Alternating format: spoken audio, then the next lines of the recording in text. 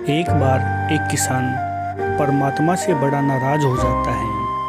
वो इसलिए जब भी वह फसल बोता है, कभी बारिश, कभी ओले और कभी तेज हवाओं की वजह से उसकी सारी फसल खराब हो जाती है और निराश होकर वह भगवान को बोलता है, प्रभु आपको खेती नहीं आती, मुझे एक मौका दीजिए। मैं जैसा चाहूँ मुझे वैसा मौसम मिले, फिर देखना मैं कैसे अन्न के भंडार भर दूंगा।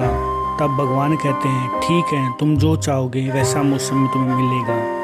ये सब देखकर वह गेहूं के फसल को बोने की तैयारी करने लग जाता है। वो जैसा चाहे वैसा उसको मौसम मिलता है और उसकी फसल बहुत अच्छी होती है और फसल को देखकर वो बहुत खुश होता है। वो झूमने और नाचने लगता है।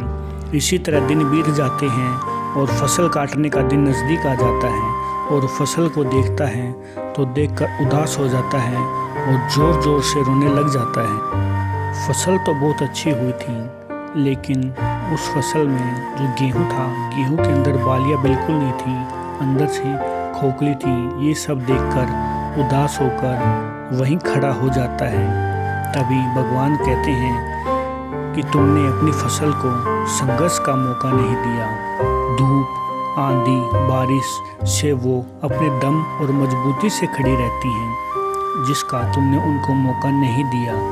जिससे पौधा अपने बल, अपनी शक्ति और अपनी सहन शक्ति से उस पर खड़ा रहता है। वही संघर्ष उसे शक्ति देता है और बल देता है और ऊर्जा भी देता है। ठीक जिस तरह सोने को सोना बनने के लिए पहले आग में जलना पड़ता है, ठीक उसी तरह फसल को भी आंधी, बारिश, धूप इन सब की आवश्यकता होती है, जिससे वो अपने बल पर और अपने दम पर खड़ी रहती है। ठीक उसी तरह मनुष्य भी अपने संघर्ष और मेहनत और परिश्रम से ही एक इंसान बनता है। यही नियति है।